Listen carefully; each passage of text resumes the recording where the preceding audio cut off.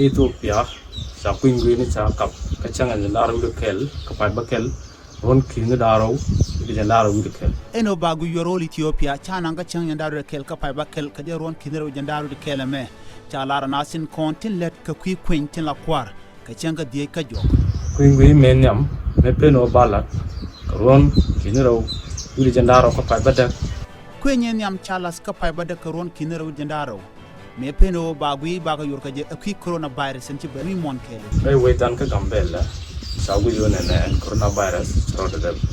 anaran mugoro were rodi kung mas kachak ne diop cha gorji bajaje tibijal atal mas corona e joymi jegalong ko jen e joymi dobe ke ye kana kel andan en bakaran jegje kare jom chakularo antama ko en joymi mo naga nastan wi mon chaguro ba konje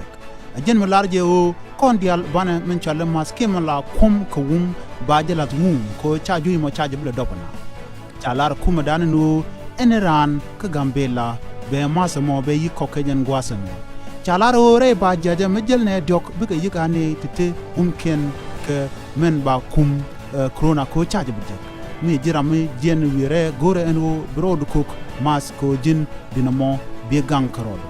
mitiyen ching cha gorbe no yenba biya te chi abiti ga pidi biya tidun biya lakaje ko njuyi mo jen dobo dana ba wikaje wo bana titken ba ga lakata bun kamiti kamen chale entizer kemandana cha lium kamala chal ke alcohol bi chu kok ka bitidu bi jala ga keje ko chinas koken shiga budop ka chaje budop nasty koken agenda na chalar name hegana news